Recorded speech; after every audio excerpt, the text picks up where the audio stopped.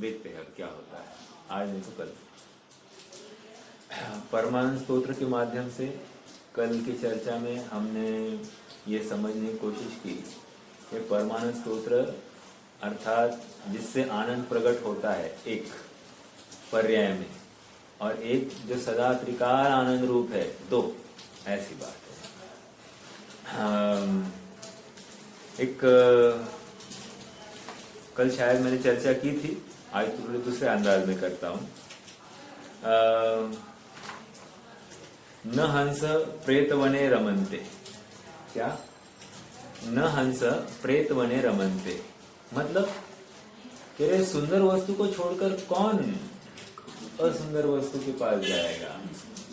हाँ, कल मैंने बताया था, मैं थोड़ा सा दूसरे एंगल से बोल रहा हूँ। सुंदर वस्तु को छोड़कर कौन असुंदर वस्तु के पास जाएगा, अर्थात कोई नहीं जाना चाहता है। या फिर आप इष्टोपदेश ग्रंथ के माध्यम से समझना चाहे तो कौन है ऐसा जो अपने चतुष्टय का नाश करना चाहेगा, अर्थात कोई नहीं।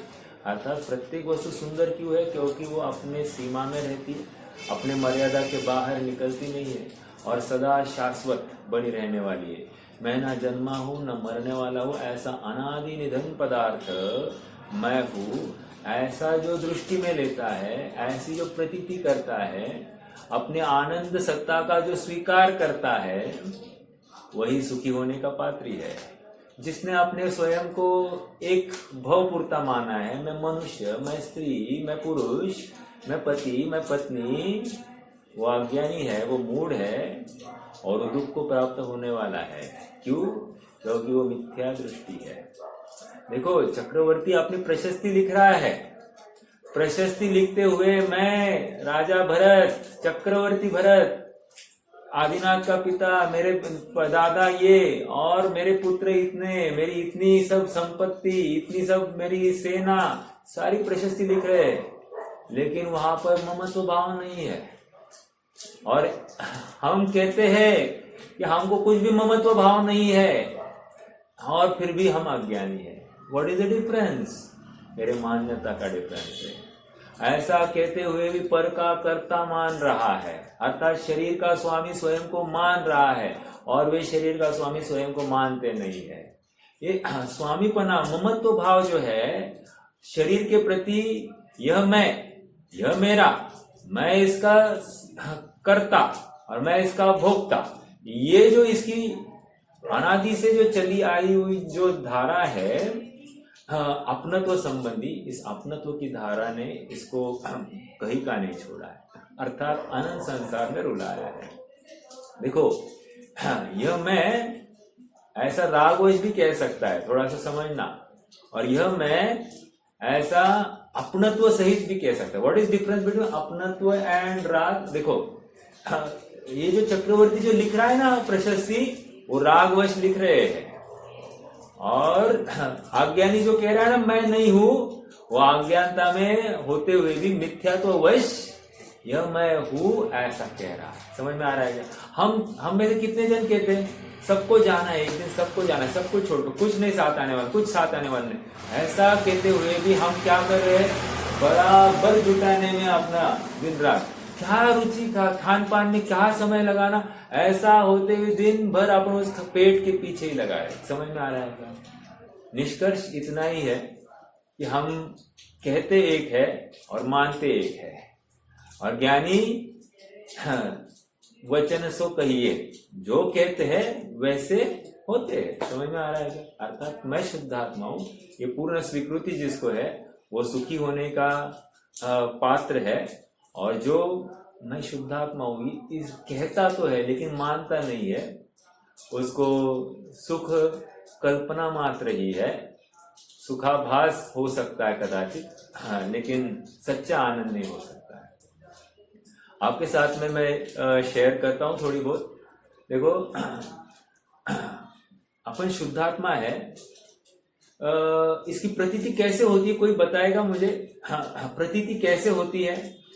अपनी चर्चा हुई है, that's why I am asking. मैं शुद्धात्मा हूं, ये प्रतीति किसको होती है और कैसे होती है? सबसे पहले क्या करना है? प्रोसेस क्या है? प्रोसेस क्या है? मुझे ये पूछना है। बहुत अच्छा, सच्चे देव शास्त्र गुरु का निर्णय हो गया। एक दूसरी बात बोलो, स्वपर का भेद विज्ञान डायरेक्टली हो जाएगा। स्वपर का भेद विज्ञान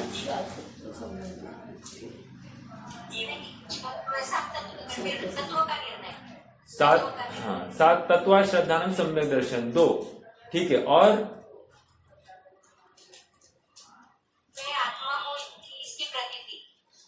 मैं आत्मा हूं। देखो मैं आपको अभी यहां पर ही पकड़ता हूं, देखो नहीं पकड़ता हूं इन द सेंस जीव की गलती कहां पर। हाँ बोलिए बोलिए बहन जी बोलिए।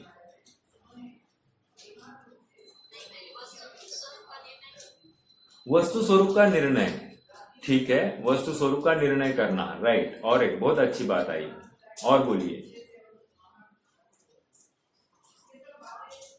देखो अभी थोड़ा सा ये बात समझो, सामयिक में क्या हो रहा है ना, थोड़ा सा आपको उसके ऊपर भी थोड़ा सा भाव भासना करा दो। अभी ये जितना भी अपन परमानंद स्तोत्र कह रहे हैं ना, आनंद रूपम परमात्मा तत्वम, ये जितनी भी चर्चा चल रही है, निर्विकार हो, निराबाध हो, निरामय हो, समझ में आ रहा है क्या, ज्ञान अमृत हो, पयोधर हो, ये जितनी भी चर्चा चल रही है ना, आत्मा का निर्णय करना पड़ेगा। अर्थात बुद्धिपूर्वक जिनवाणी के माध्यम से आत्म वस्तु कैसी है इसको डिफाइन करना पड़ेगा। अभी वाशिम में जो चर्चा हुई है मैं उसी को यहाँ पर फिर से उठा रहा हूँ। दोपहरी में ये चर्चा चलती थी, रहस्यपूर्ण चिट्ठी की हमारी चर्चा हुई थी वहां पर। तो वहां पर ये बात आती है कि मैं कैसा हूं, अर्थात जो द्रव्यांश है, द्रव्य क्षेत्र काल भाव, कल भी मैंने इसके ऊपर चर्चा की थी, द्रव्य क्षेत्र काल भावात्मक जो वस्तु है उसका निर्णय करना है और वो द्रव्यांश होना चाहिए। अब फिर से मेरा प्रश्न है, क्षेत्र अपेक्षा से हम अपना आत्मा कैसा, अभेद आत्मा कैसा देखेंगे, प्रश्न है मेरा। जो द्रव्यांश का आत्मा है, क्षेत्र अपेक्षा हम उस आत्मा को कैसे देखेंगे, प्रश्न है। क्योंकि वस्तु समझे बिना हम वस्तु को कैसे ध्याएंगे, प्रश्न है। सामयिक कैसे होगी, प्रश्न है मेरा ये। क्षेत्र अपेक्षा कह रहे कि देह का आकार, ओके। देखो अभी देह का आकार आपने कहा ना, प्रॉब्लम कोई बताएगा प्रॉब्लम क्या है इस देह का आकार कहने में?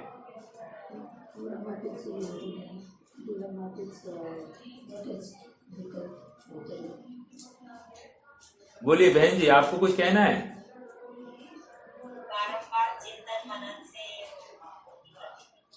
नहीं वो हो गया। अभी भाभी जी ने ये कहा कि देह का आकार क्या है, मतलब द्रव्यांश में देह का आकार ही अभेद रूप से ध्याना है।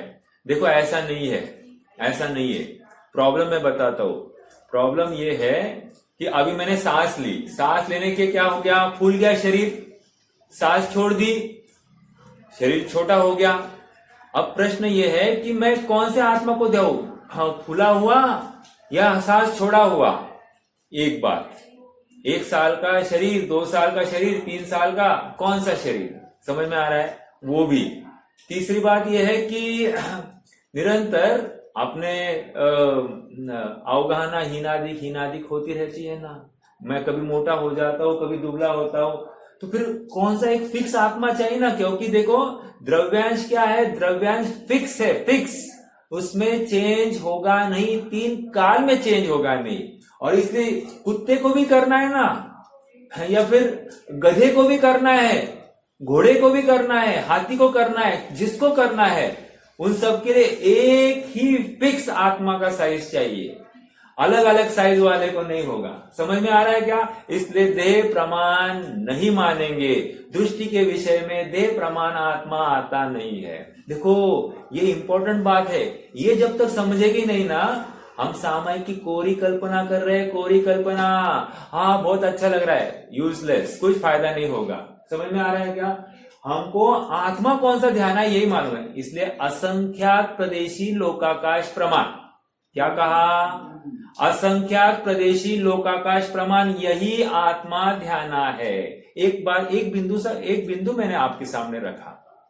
देखो वस्तु कैसी है, वो समय सार कैसा है, वही मालूम नहीं है हमको, हम ध्यान ही नहीं सकेंगे।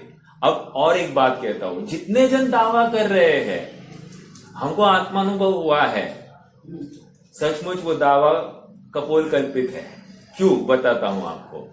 एक एग्जाम्पल रखता हूं और एग्जाम्पल के माध्यम से आपके सामने और थोड़ी सी चर्चा करूंगा। देखो, स्वामी विवेकानंद गए थे उनके गुरु को मिलने, परमहंस रामकृष्ण परमहंस, और जाकर जस्ट रूम ओपन करते हैं तो उन्होंने क्या देखा पता है आपको? वो रामकृष्ण परमहंस का शरीर अधर था, अधर, ओके, मतलब ऑलमोस्ट कमर के हाइट तक ऐसा उड़ गया था जमीन से। आप समझिए। अब मेरा प्रश्न है कि आप उसको क्या कहेंगे, वह आत्मानुभवी है या नहीं? अरे उन्होंने 7 तत्वों को भी सुना नहीं, उन्होंने चतुष्टयात्मक आत्म वस्तु भी देखी नहीं, और उनको फिर ये कैसी हो गई? देखो, पवन को कंट्रोल करने से ऐसी विद्या प्रकट हो जाती है। ये पंडित टोडरमल जी ने लिखा है, 5वें अध्याय में लिखी है ये बात। ऐसा करने से कोई सम्यक दृष्टि नहीं होता, उनको भ्रम हो गया है। समझ में आ रहा है क्या? देखो, भ्रम हुआ है, वे किसी के साथ छलावा भी नहीं कर रहे हैं। ऑनेस्ट बात ये भी कह रहा हूं, वे छल बिल्कुल नहीं कर रहे, और इसी के बल पर तो जाते हैं ना। 12वें स्वर्ग तक जाना कहा है उनको, 12वें स्वर्ग तक जाते हैं। कौन से बल पर? इतनी विशुद्धि के बल पर। लेकिन उसको भ्रम है, मिथ्या दृष्टि है। वे समझ में आ रहा है क्या? वस्तु स्वरूप समझे बिना सामयिक हो नहीं सकती, अनुभव तो बहुत दूर की बात। समझ में आ रहा है क्या? और देखो, अब ये बात हो गई मूल बात, द्रव्य क्षेत्र काल भावात्मक वस्तु का हमको निर्णय करना पड़ेगा, और वो निर्णय करने के बाद में ऐसी वस्तु को धारणा में बिठाना, धारणा में बिठाया ना, उसके बाद में सामयिक में जाना, एकांत में मति ज्ञान को इंद्रियों के माध्यम से निवृत्त करना, फिर मन को भी निवृत्त करना, शुद्ध ज्ञान में जितने नए चल रहे थे नयों को भी विराम दे देना, निश्चय व्यवहारात्मक वस्तु का जो विकल्प चल रहा था ना, उसको भी विराम देना। हो गया, अब मति ज्ञान शांत हो गया, शुद्ध ज्ञान भी शांत हो गया। अब मन के माध्यम से एक आत्मा को ध्यान लग गया, और आत्मा का सारा, मैं शुद्ध हूं, मैं अनादि निधन हूं, एक हूं, टंकोत्कीर्ण हूं, आनंद स्वरूप हूं, अब ये चिंतन चालू हो गया। समझ में आ रहा है क्या? मैं अप्रभावी तत्व हूं, ज्ञान और आनंद से भरपूर हूं, ऐसा चिंतन चालू हो गया है।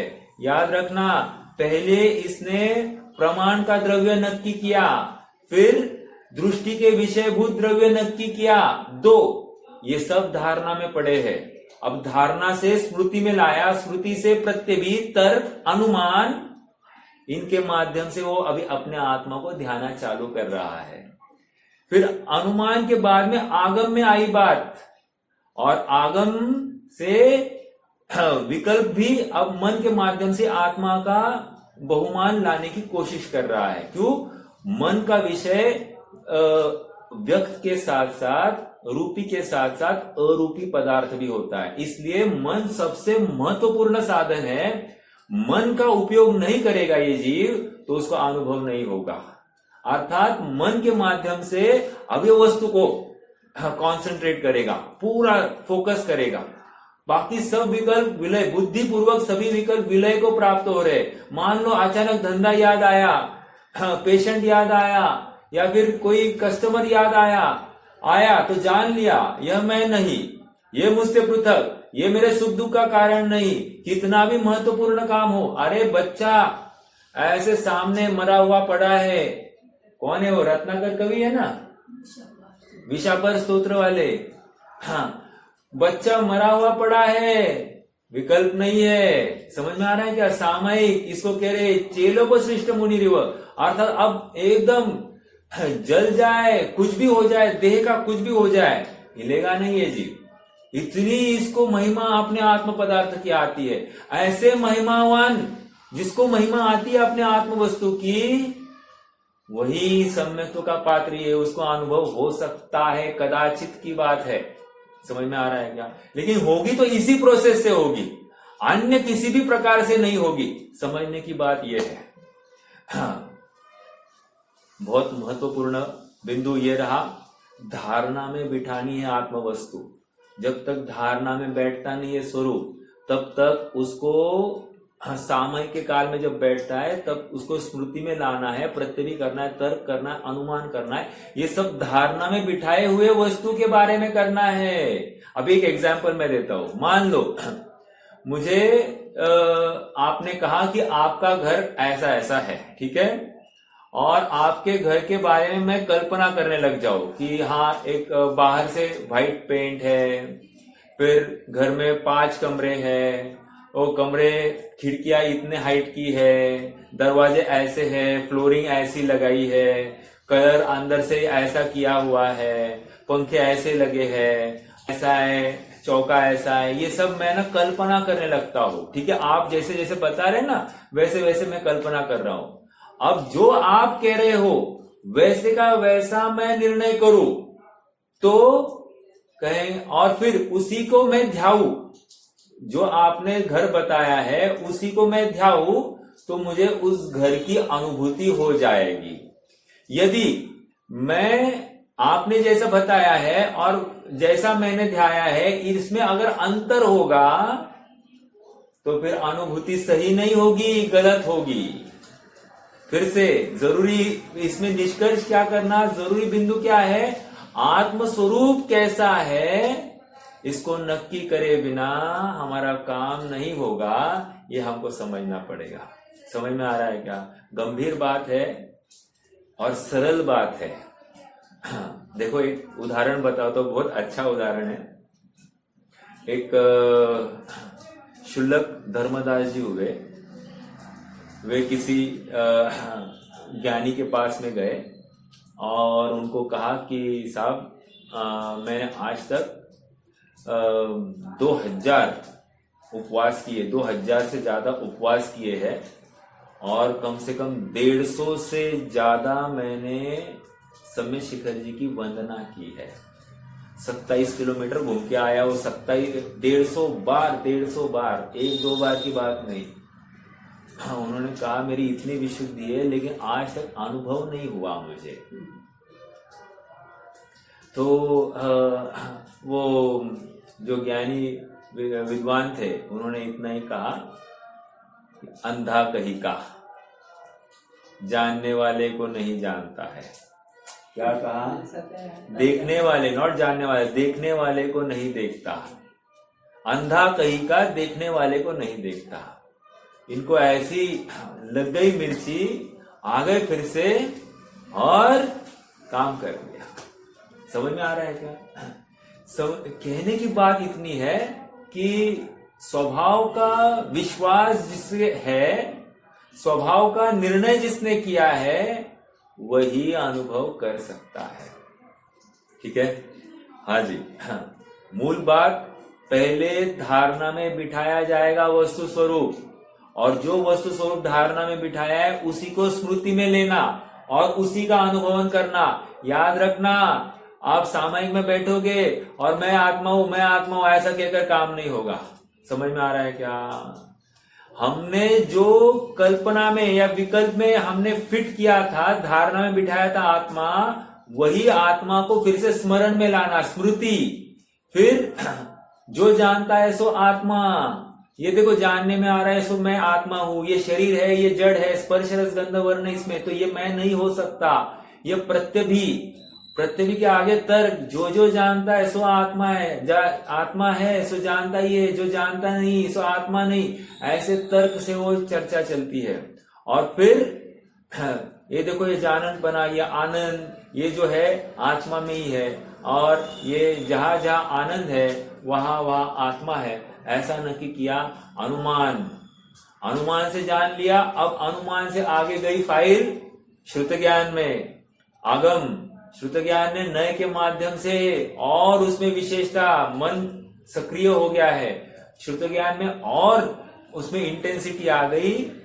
और उसके बाद में श्रुत ज्ञान ने वो विकल्प भी छूट गए, मन भी अब विश्राम को प्राप्त हो गया है, और जैसे ही मन विश्राम को प्राप्त होता है उसी समय में इसको आत्म वस्तु का वेदन होता है, अर्थात आनंद आता है, रोमांच आता है ना। याद रखना, रोमांच कषाय की मंदता में भी आता है और रोमांच अनुभव के काल में भी आता है। इसलिए ये रोमांच सत्यार्थ है या गलत है, इसका निरंतर बार बार इंट्रोस्पेक्शन एंड एनालिसिस चलता है, उहापो चलता है, स्वयं को बार बार आजमाता है, अपने को बार बार आत्मा में जाने की धगज रुचि आ रही है क्या, उसको संसार के विषय कषाय में रुचि आ रही है क्या, ये वो निरंतर आजमाता है और निरंतर आत्मा की तरफ जाने के परिणाम उत्तरोत्तर बढ़ रहे कि नहीं, ये स्वयं को पूछता है और उसके अनुसार वो नक्की करता है कि मैं सम्यक दृष्टि हुआ हूं या नहीं हुआ हूं। ठीक है, और ये नक्की करना भी बेस्ड टू हिज नॉलेज, उसके बुद्धि गोचर, वो स्वयं के साथ छल नहीं कर रहा है, इस स्तर पर वो स्वयं को सम्यक दृष्टि स्वीकार करने लग जाता है, अर्थात मेरी भूमिका बढ़ गई है ऐसा वो मानने लग जाता है। ठीक है, ये पूरी प्रोसेस है सम्यक्त्व की। तो उस प्रोसेस में हमको क्लैरिटी चाहिए, इसलिए मैंने इतनी चर्चा की। प्रयोजन इतना था कि ये परमानंद स्तोत्र उस शुद्धात्मा को ही दिखा रहा है, तो उस शुद्धात्मा का विश्वास हमको होना चाहिए, ये जरूरी है। आइए 12वें छंद की चर्चा करनी है। 12वें छंद में आ जाइए। आनंद रूपम परमात्म तत्वम समस्त संकल्प विकल्प मुक्तम स्वभावलीना निवसन्ति नित्यम जानाति योगी स्वयमेव तत्वम। क्या कह रहे, देखो बहुत प्यारा है। देखो जिसकी चर्चा ही इतनी सुंदर है वो वस्तु कितनी सुंदर होगी, समझ में आ रहा है क्या? जहां पर चर्चा करने मात्र से आनंद की हिलोर आने लगती है, वो वस्तु में क्या दम होगा आप विचार तो कीजिए। आनंद रूपम परमात्म तत्वम, वो आत्मा अर्थात त्रिकाली ध्रुव कैसा है? आनंद रूपम। ये सिद्ध की बात नहीं कर रहे, ये अरहंत अवस्था की बात नहीं कर रहे, ना ये मुनि अवस्था की बात कर रहे हैं। ये किसकी बात कर रहे? मेरी बात कर रहे हैं। मुझ त्रिकाली ध्रुव भगवान आत्मा की दृष्टि के विषयभूत समय सार की बात कर रहे हैं। ठीक है, आनंद रूपम परमात्म तत्वम समस्त संकल्प विकल्प मुक्तम। समस्त संकल्प और विकल्पों से मुक्त हो गया है। संकल्प विकल्प कोई अपनी चर्चा तो काफी बार हुई है, फिर से एक बार अपने ज्ञान को उजागर करें। संकल्प विकल्प किसको कहते हैं? बोलो। देखो, संकल्प मतलब जो मोह राग द्वेष रूप परिणाम हुए हैं उसको संकल्प कहते हैं, और विकल्प मतलब ज्ञान में जितने गे जानने में आ रहे हैं इसको विकल्प कह रहे हैं। समझ में आ रहा है क्या? ज्ञान के माध्यम से जितने गे जाने जा रहे हैं उसको विकल्प कह रहे हैं, और संकल्प मतलब मोह राग द्वेष वाले परिणाम कह रहे ये दोनों नहीं है। अर्थात ज्ञान में भी इसको जानू, अब वो उत्साह नहीं रहा है पर ज्ञेय को जानने का। ज्ञान में भी अब बुद्धि पूर्वक उत्साह एकमात्र शुद्धात्मा को ही ध्यान का है। इस अपेक्षा से विकल्पों का भी विलय हो गया है, ऐसा कहने में आएगा। एक और संकल्प राग द्वेष का परिणाम भी हट गया है, इसलिए संकल्पों से भी पार हो गया है, ऐसा। ठीक है, आनंद रूपम परमात्म तत्वम समस्त संकल्प विकल्प मुक्तम। ये आत्मा की चिंतन तो करो ना। आनंद रूपम परमात्म तत्वम समस्त संकल्प विकल्प मुक्तम। मतलब ये मुझे प्रभावित करता है, ये मुझे दुखी करता है, विकल्प संकल्प से पार। अरे ये प्रभावित कर ही नहीं सकता, मैं अप्रभावित तत्व हूं। हूँ। समझ में आ रहा है क्या? बहुत गर्मी है, मैं अप्रभावी तत्व हूँ। बहुत ठंडी है, मैं अप्रभावी तत्व हूँ। समझ में आ रहा है क्या? आज मीठा नहीं है, मैं अप्रभावी तत्व हूँ। आज खारा हो गया, अरे मैं अप्रभावी तत्व हूँ। हर प्रकार से ये अप्रभावित हूँ ऐसा स्वीकार कर। देखो हर चीज करे अप्रभावी। आप देखो ना, लगाओ किसी भी चीज का लगाओ, अप्रभावी इतना ही बोल दिया ना, वो मैं हूं बस। किसी ने गाली दे दी, अप्रभावी। किसी ने निंदा कर दी, अप्रभावी। किसी ने प्रशंसा कर दी, अप्रभावी। ओ, ये अप्रभावी तत्व का इतना बहुमान आने लगता है, इसको निश्चिंत हो जाता है। और जैसे ही निश्चिंत हो जाए तो ये ज्ञान में जितने विकल्प की तरंगे चल रही है, ये ऐसा, ये ऐसा, ये ऐसा, ये ऐसा, सबको जानू, सबको देखो, वो छूट जाता है। अरे कहा देखो, आहो देखने योग्य एक ध्रुव ध्यायक प्रभु देखो, हो अंतर्मुख सहज दिखता अपना प्रभु देखो। आहा, चलो देखो क्या कह रहे, विकल्प मुक्तम। ओके, स्वभावलीना निवसन्ति नित्यं, जानाति योगी स्वयमेव तत्वं। क्या कह रहे, स्वभावलीना, और ऐसा जो चिंतन करता है, आनंद रूप का वेदन करता है, विकल्पों से पार स्वयं को देखने की कोशिश करता है, संकल्प से निवृत्त हो गया है, ये अच्छा ये बुरा, ऐसा इष्ट अनिष्ट की कल्पना से जो निवृत्त हो गया है ना, उसको क्या होता है, सहज अंदर की रुचि जागृत हो जाती है। और इसलिए कह रहे स्वभाव, और धीरे धीरे स्वभाव में लीन होने लगता है। स्वभाव लीना निवसंति नित्यम। वसंती, वसंती मतलब बसंती नहीं हो शोले वाली वसंती मतलब वास करता है। नित्यम, नित्य स्वरूप के प्रति उसका जो आकर्षण हो गया है, तेरे नित्य स्वरूप के प्रति उसका आकर्षण हो गया है। ठीक है, निवसन्ति नित्यम जानाति योगी स्वयमेव तत्वम। ऐसा योगी पुरुष अपने स्वतत्व को जानता ही है। समझ में आ रहा है क्या?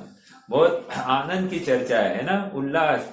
देखो जितना रुचि लेकर इसको, इस विषय को सुनेंगे ना, और जितनी रुचि पूर्वक इसमें प्रवृत्ति करेंगे, उतना आनंद आएगा।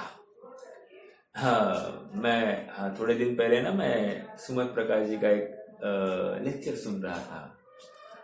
ओके, आप ऐसे क्या बैठे हो? समझ में आ रहा है क्या? मतलब आप इतना चेहरा गिराए हुए क्यों बैठे हो? अरे ये मेरी चर्चा है, मान लो तुम्हारी कोई प्रशंसा कर रहा है, आपको कितना आनंद होगा। अरे आप सचमुच ग्रेट हो, आप जैसा कोई मुझे दिखाई नहीं देता है, कितना फूल जाता है कि नहीं। अरे ये भी वही है ना, ग्रेट आत्मा की चर्चा चल रही है, खिलो खिलो, ये कह रहे हैं। समझ में आ रहा है क्या? हाँ, अपने आत्म वस्तु की चर्चा, अपना बहुमान जिसे आता है ना, उसको आनंद आता है। समझ में आया?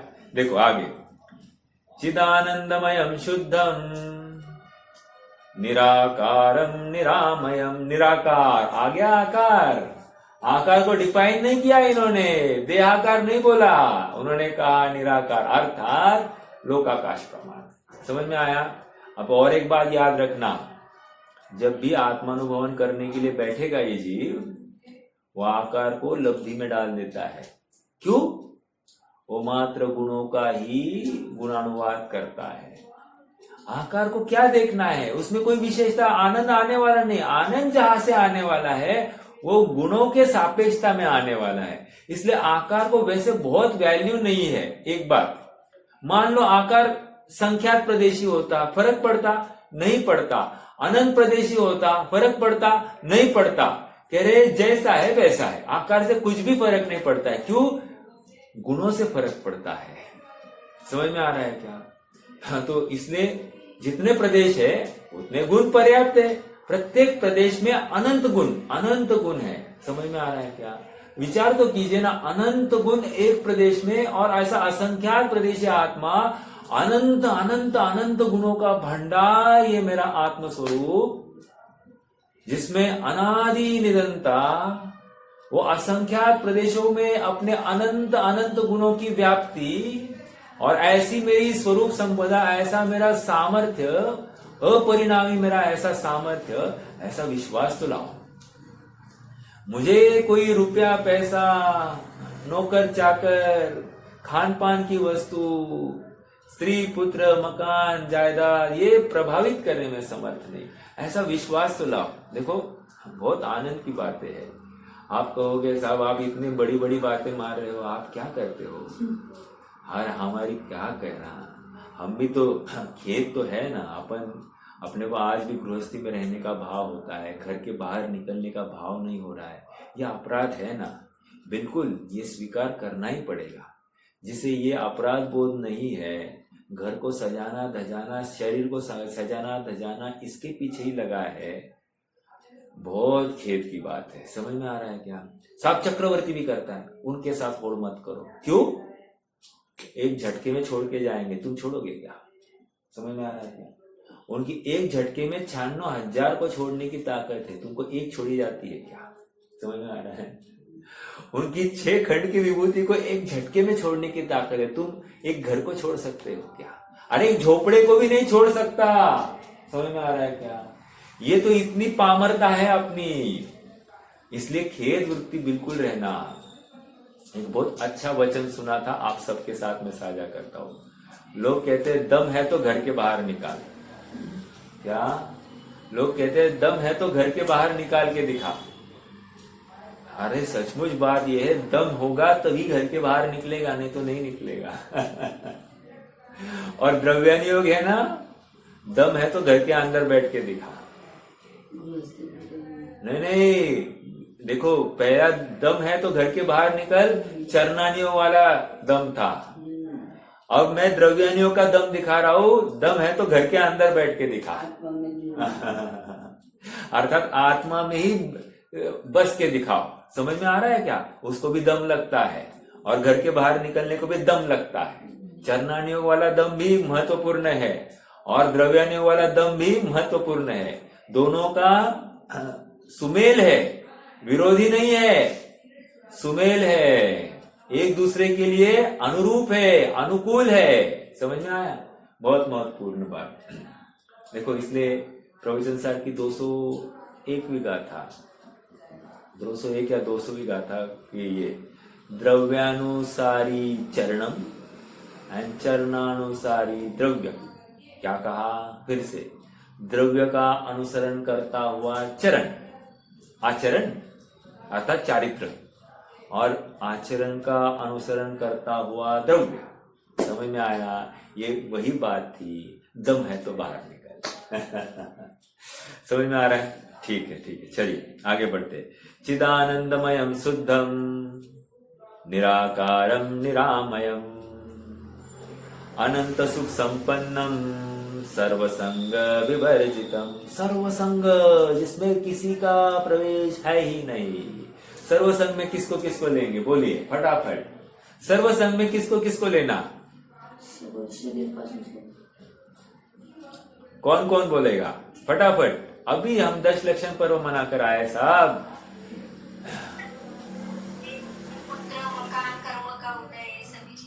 ये संग में लिया, और कुछ ले सकते हैं क्या? कर्म का उदय जो चल रहा है वो भी सर्वसंग। हाँ, और कुछ ले सकते हैं क्या?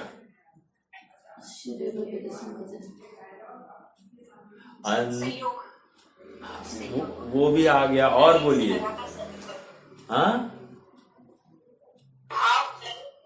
सभी को द्रव्य शरीर से लगा के। ओके, इसको संग लिया आपने। और कुछ ले सकते? किसी ने और एक कभी इतने? हाँ, आपने सब कुछ उड़ा दिया। ठीक है, अच्छी बात है, बराबर है। अगर छोटा सा आपको छड़हाला का एक छंद याद आता ना, अंतर चतुर्दश भेद बाहिर संग दश दाते। समझ में आया? अंतर चतुर्दश भेद बाहिर संग दश दाते, अर्थात अंतरंग के 14 और बहिरंग के 10। अभी आकिंचन्य धर्म मनाया कि नहीं मनाया? आकिंचन्य धर्म में हमने त्याग किया कि नहीं किया? अरे सब किया, तो सब अभी भूल गया, विस्मरण हो गया। चलो, ये 24 प्रकार के संग से रहित। ओके, कह रहे ये सर्वसंग विवर्जितम, अंतर और बहिरंग दोनों। जैसे भाभी जी ने भी कहा द्रव्य कर्म, नौ कर्म और भाव कर्म। भाव कर्म में अगर लेना है तो ये जितने भी मिथ्यात्व, क्रोध, मान, माया, लोभ, हास्य, रति, अरति, शोक, भय, जुगुप्सा, स्त्री वेद, पुरुष वेद, नपुंसक वेद माना गया। अरे हमको लगा अरे ऐसी क्या मरा हुआ चेहरा बनाया गया। अभी अभी मैं कह रहा था हंसो खिलो, वो आनंद की तरफ से बात थी। लेकिन जोक्स करना, उसमें आनंद मानना, ये कषाय की तरफ बात है। समझ में? निज स्वरूप की महिमा आना अलग चीज, वो जो आनंद की लहर होती है वो अलग चीज है। लेकिन किसी के जोक्स के ऊपर, किसी एक चुटकुले के ऊपर हंसना, ये हास्य नहीं है। समझ में आ रहा है क्या? ये हास्य कषाय है। समझ में आया? चलो, तो हास्य, रति, अरति, किसी में इष्ट अनिष्ट कल्पना, रति अरति, शोक करना, जुगुप्सा करना, ग्लानि करना नहीं चलेगी, सब कषाय है। समझ में आया? तो ये कषाय, ये संग है, ये परिग्रह है, और इस परिग्रह का त्याग करना चाहिए, है ना? हाँ, बुद्धिपूर्वक लाओ, आत्मा में ये सब परिग्रह नहीं है। आइए आगे बढ़ेंगे। लोकमात्र प्रमाणोयम निश्चय नहीं संशय, व्यवहारे तनु मात्र कथित परमेश्वर। आ गई बात, आ गई महत्वपूर्ण बात। क्या? फिर से लोकमात्र प्रमाणोयम, कौन से आत्मा को ध्याना है? व्यवहारे तनु मात्र कथित परमेश्वरे। व्यवहार से शरीर प्रमाण है, तनु मात्र, तनु मतलब शरीर, तनु मात्र ये व्यवहार से है, लेकिन उसका ध्यान नहीं करना, उसको धारणा में भी नहीं लेना। समझ में आ रहा है क्या? धारणा में कौन सा लेना? लोकमात्र प्रमाणोयम, लोक प्रमाण आत्मा का ही धारणा करना। साहब हमने लोक देखा ही नहीं, हमको समझने आता नहीं। आप अनुमान ज्ञान अपने पास में है, अनुमान ज्ञान को प्रमाण ज्ञान कहा है, और वो सम्यक ज्ञान का भेद है। और अनुमान के बल पर तुम्हें ये असंख्यात प्रदेशी लोकाकाश प्रमाण ऐसा आत्मा ज्ञान का ज्ञेय बन सकता है। समझ में आ रहा है? आज तक अनंत जीवों ने ऐसे ही अनुमान के बल पर अपने असंख्यात प्रदेशी आत्मा का निर्णय किया है। इसलिए तुम्हें करने में कोई भी बाधा नहीं होनी चाहिए। जो जो सुखी होगा, जो जो अनुभव करेगा, वो ऐसे ही अनुमान के बल पर ही करेगा। ठीक है? तो असंख्यात प्रदेशी लोकाकाश प्रमाण कितना बड़ा, मैं तो इतना ही जानूंगा। असंख्यात प्रदेशी लोकाकाश प्रमाण, इतना ही तुमको धारणा में बिठाना है और कुछ भी नहीं करना है। इसलिए मैंने कहा था आत्मा के आकार को सचमुच ध्यान की जरूरत ही नहीं है। देखो, और एक बात, अपन अपना परिचय कैसे देते हैं? ज्ञानानंदमयी आत्मा। क्या कहा? एक द्रव्य अपेक्षा किया और एक गुण अपेक्षा किया, तो द्रव्य और गुण का ही परिचय दिया जाता है और काम हो जाता है। वहां पर क्षेत्र को द्रव्य में गर्भित कर लिया और अवस्था को गुण में गर्भित कर दिया। समझ में आ रहा है क्या? और इस न्याय से चतुष्टयात्मक वस्तु की पूर्ति हो गई, लेकिन परिचय हमेशा द्रव्य गुणात्मक होता है। फिर से बोलो, अपना परिचय हमेशा द्रव्य गुणात्मक होता है, लेकिन उसमें क्षेत्र और काल का परिणमन अपेक्षा कथन, ये काल की अपेक्षा वो गुण में गर्भित हो जाता है और क्षेत्र द्रव्य में गर्भित हो जाता है। ठीक है?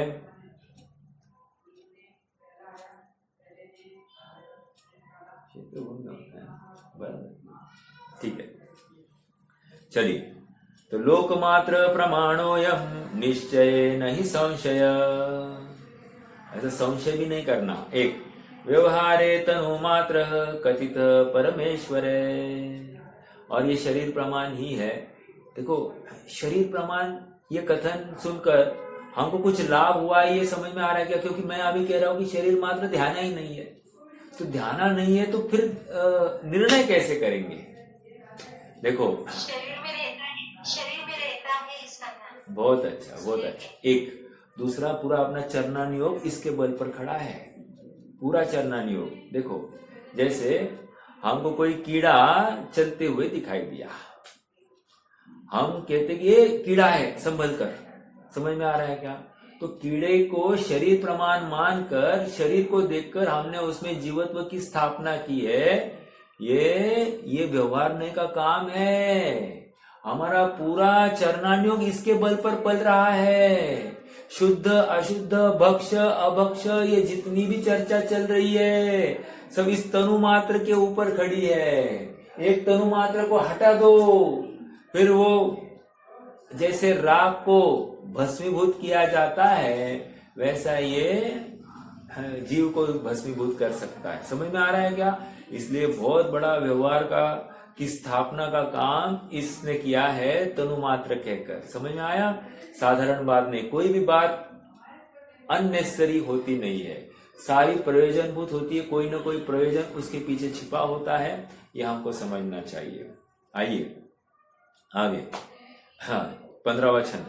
यच्छणं दृश्यते शुद्धं तच्छण गत विभ्रम स्वस्थ चित्त स्थिरी भूत्वा निर्विकल्प समाधिना। बहुत अच्छी बात। क्या कह रहे?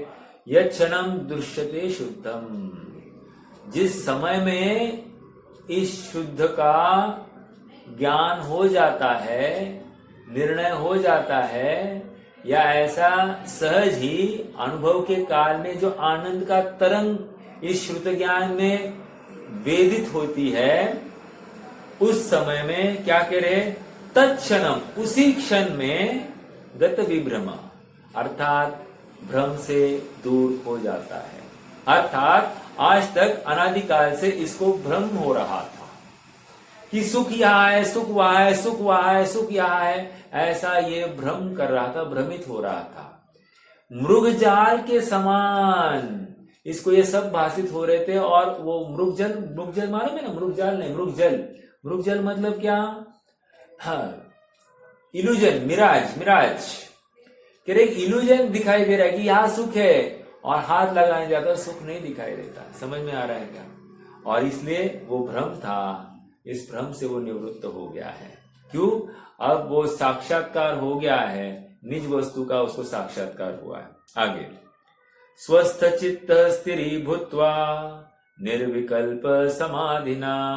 स्वस्थ, अभी स्व में स्थित हुआ है। स्वस्थ, स्थ मतलब स्थित, ठीक है? और क्या स्थित हुआ है? मन। चित्त मतलब मन, चित्त मतलब मन। स्वस्थ चित्त स्थिरी भूत्वा, अब मन भी स्थिर हो गया है।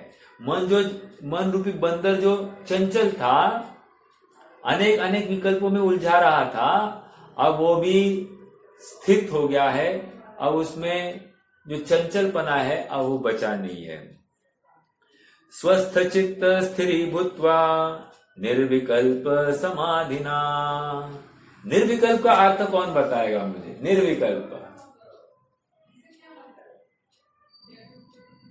निर्विकल्प का अर्थ करना है, कौन करेगा? ज्ञान के सामान्य की पलटा पलटी नहीं है।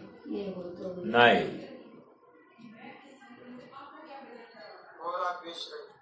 बस निर्विकल्प मतलब मोह राग द्वेष रहित, खत्म। समझ में आया? इसको निर्विकल्प कह रहे। मेरा अगला प्रश्न है अभी, छठे गुणस्थान वाला निर्विकल्प है कि नहीं है? तीन कषाय की चौकड़ी के आभारपूर्वक निर्विकल्प है। समझ में आ रहा है क्या?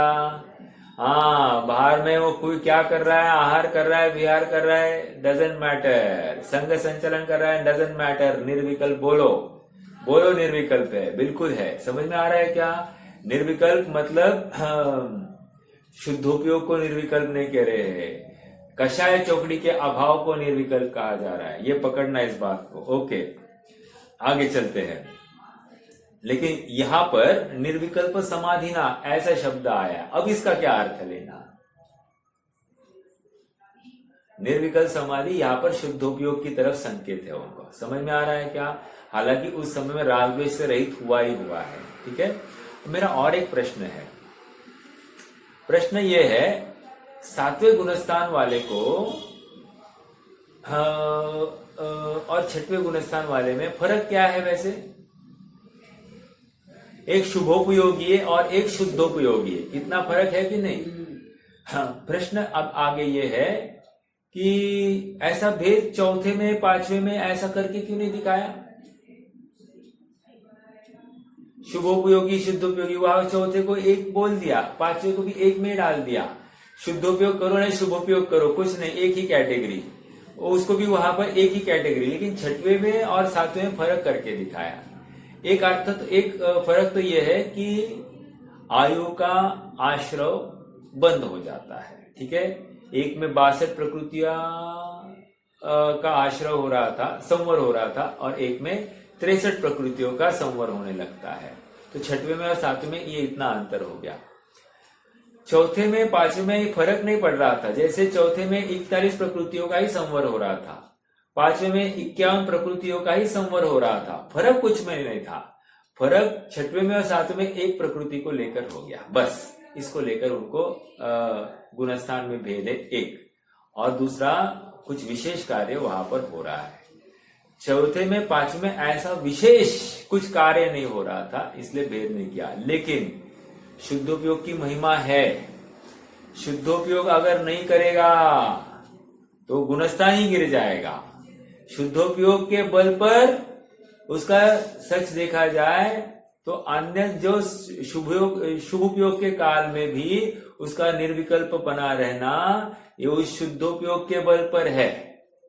जो राजा के साथ में भेंट हो गई है ना, उसके बल पर इसकी सब चर्चा चलती है, मतलब इसकी महिमा है। जैसे राजा ने इसको तिरस्कृत कर दिया तो ये भी तिरस्कृत हो जाएगा। समझ में आ रहा है क्या? हाँ जी। यच्छनम दृश्यते शुद्धम तत्क्षणम गत विभ्रम।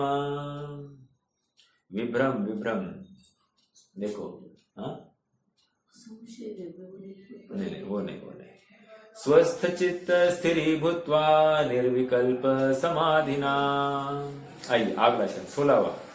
स एव परमं ब्रह्म स एव जिन पुंगव। अब यही आत्मा परम ब्रह्म है। ओ, हम ब्रह्म किसको मानते हैं? वैसे ब्रह्म का अर्थ क्या है, कोई बताएगा? आत्मा। ब्रह्म का ऐसा शब्दशः एक्सप्लेनेशन कोई देगा? ब्रह्म मतलब क्या?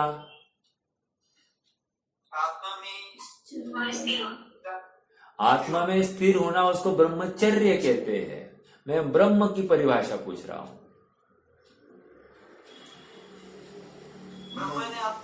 आत्मा, चलो मैं आपको सुनाता हूं। ब्रुह्णाति इति ब्रह्म। क्या कहा? ब्रुह्णाति इति ब्रह्म। ब्रुह्णाति मतलब क्या? जो बढ़ता है, जो फैलता है, उसको ब्रह्म कहते हैं। अब ब्रह्म देखो, अद्वैत ब्रह्म वालों ने भी यही किया, सर्वव्यापक अद्वैत ब्रह्म, अर्थात सब में मैं व्याप्त हूं। लेकिन यहां पर हमने क्या अर्थ किया है? देखो, उन्होंने अर्थ गलत किया है। उन्होंने ब्रुह्णाति इति ब्रह्म का अर्थ सब में फैला हुआ माना है। हम भी कहते ब्रुह्णाति इति ब्रह्म, सो सब में फैला हुआ। फिर दोनों में अंतर क्या आया?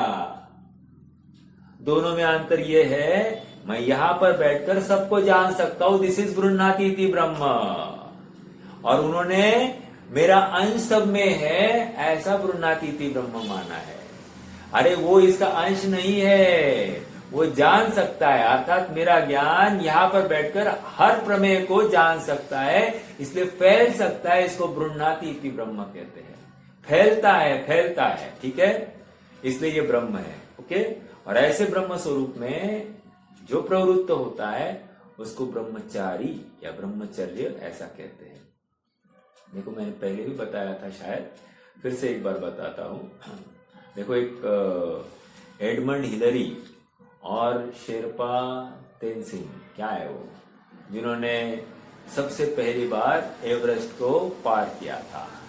आपको ज्ञात है 1953 के पहले उन्होंने 3 बार चढ़ाई की थी एवरेस्ट पर, लेकिन वे नाकामयाब रहे थे। चौथी बार जाकर उनको सफलता अर्जित हुई थी। तो एडमंड हिलरी जो थे वो न्यूजीलैंड का नागरिक था। हाँ, एडमंड हिलरी, राइट। हो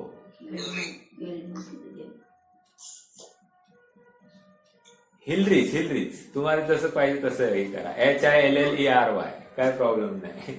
तो वो जो है वो न्यूजीलैंड का नागरिक था, उसका सत्कार वहां पर हो रहा था। तो सत्कार होने के पश्चात वो उसके पीछे ना माउंट एवरेस्ट का ऐसा चित्र लगाया था। उसने उस चित्र के पास देखकर क्या बोला मालूम है? डू यू नो इस माउंट एवरेस्ट में क्या कमी है? कह रहे ये बढ़ नहीं सकता और हम बढ़ सकते हैं। मुझे क्या समझाना था? जो ब्रह्म समझाना है मुझे। जो बढ़ सकता है, फैल सकता है, उसको ब्रह्म कहते हैं। समझ में आ रहा है क्या? ऐसा ये अपना आत्मस्वरूप स एव परमम ब्रह्म। मैं परम ब्रह्म हूं, ऐसा विश्वास तो लाओ ना। हमारे में जो पामरता है वो सब खत्म हो जाएगी। मैं दीन याचक बनूंगा ही नहीं। समझ में आ रहा है क्या? इतनी महिमावंत पदार्थ की अपने को महिमा आनी ही चाहिए। स एव, वही परम ब्रह्म है, वही जिनपुंगव। समझ में आ रहा है? अर्थात वही आनंद करने योग्य है। आगे स एव परमं तत्वम, परम तत्व वही है। तत्व, वैसे तत्व की परिभाषा किसको पता है? तत्व और जीव तत्व और जीव द्रव्य में क्या अंतर है?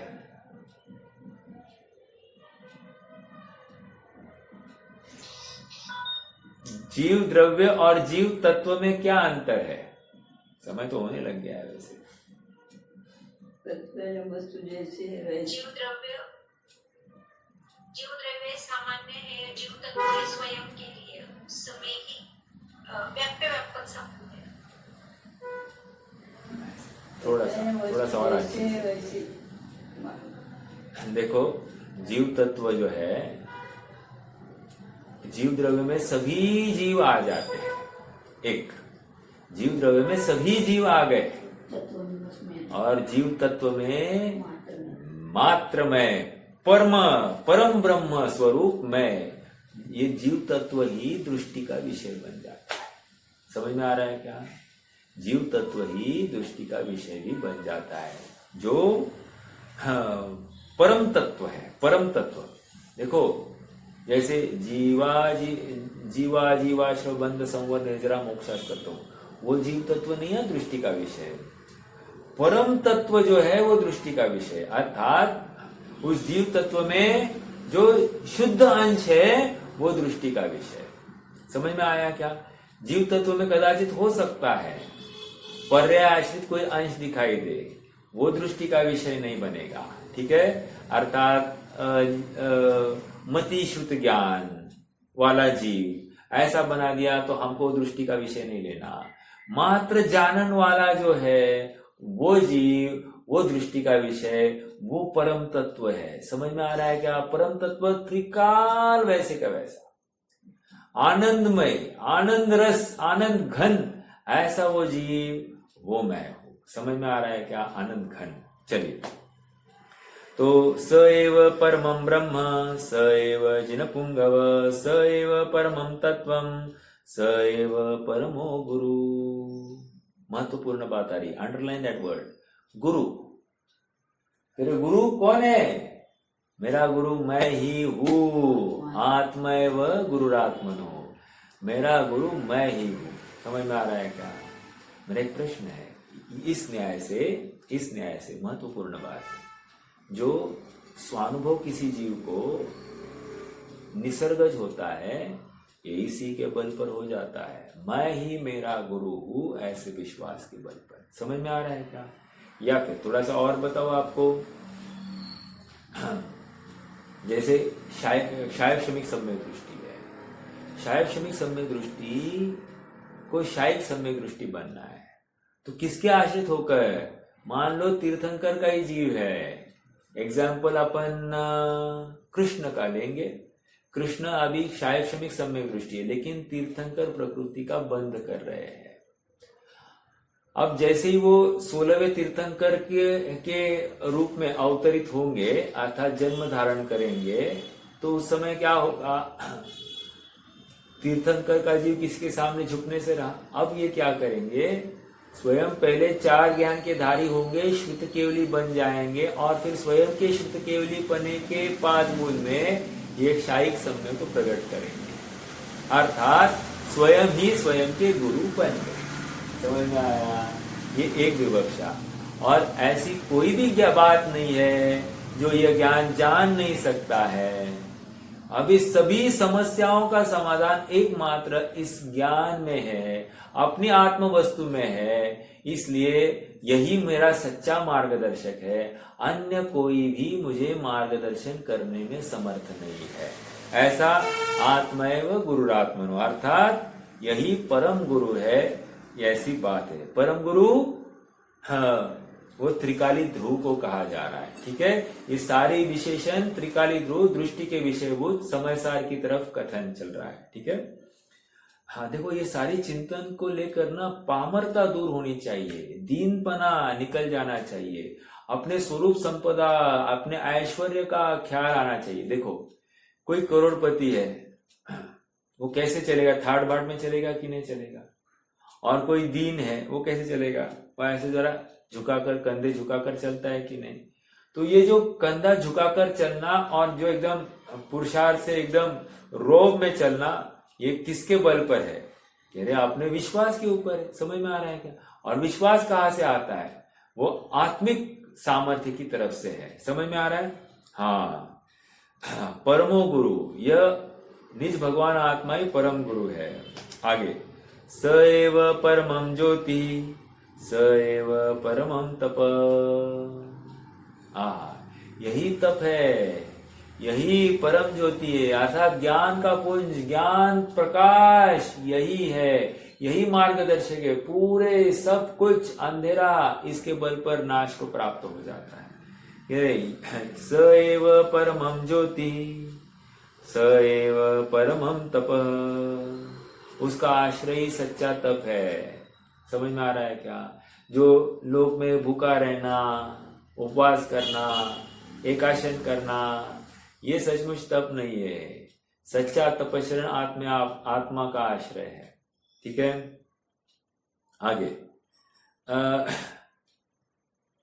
समय तो हो गया है। स एव परमं ध्यानम स एव परमात्मना, वही परम ध्यान करने योग्य है और वही परमात्मा है। समझ में आ रहा है क्या? एक ही चीज के अनेक अनेक विशेषण बताए जा रहे हैं, महिमा लाई जा रही है, यह हमको समझना चाहिए। मेरी वस्तु की महिमा मुझे नहीं आएगी तो और किसको आएगी? समझ में आया? भगवान हमको कह रहे, हे भगवान आत्मा, ऐसा संबोधित कर रहे हैं और हमको पड़ी है कोई छुटपुट 2-4 लोग हमारा सत्कार करे, हमारा हमको माला फैलाए, हमारा शाल श्रीफल आदि हमको दे, तो हमको उसमें बहुमान लगता है। इतने से बहुमान को लेकर हम वो फोटो को घर में तक एक अच्छा स्थान दे देते हैं। लेकिन यहाँ पर कह रहे हैं कि ऐसी कोई बात नहीं है, तो परम तप स्वरूप है, परम ध्यान स्वरूप है, परमात्मा स्वरूप है। इसलिए तुझे अन्य बाहर की वस्तु प्रभावित करने में समर्थ नहीं है। तुम्हारे बाहर की महिमा से या किसी छद्मस्त ने तुम्हारे थोड़े बहुत गुणगान किए, इससे फुदकने की कोई जरूरत नहीं है। तुम्हें अगर सचमुच खुश होना है तो तुम्हारा चैतन्य सत्ता का, तुम्हारे स्वरूप का निर्णय करने से जो भगवान हमको दिखा रहे हैं, हे प्रभु तेरा ऐसा स्वरूप है, तुम देखो तो सही, देखो कितना आनंद से भरा हुआ अपना स्वरूप है, लबालब भरा हुआ स्वरूप है। जब चाहो उसका रस स्वादन करो और जितना चाहो उतना रस स्वादन करो, वो तुम्हें बिल्कुल मायूस नहीं करेगा। ऐसा ही मेरा आनंद स्वरूप है।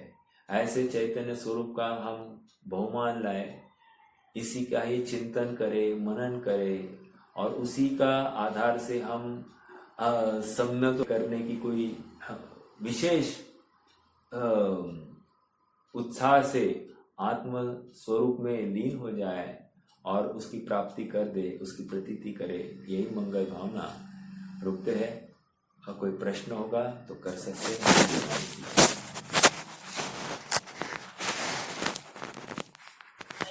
हाँ बोलिए ना।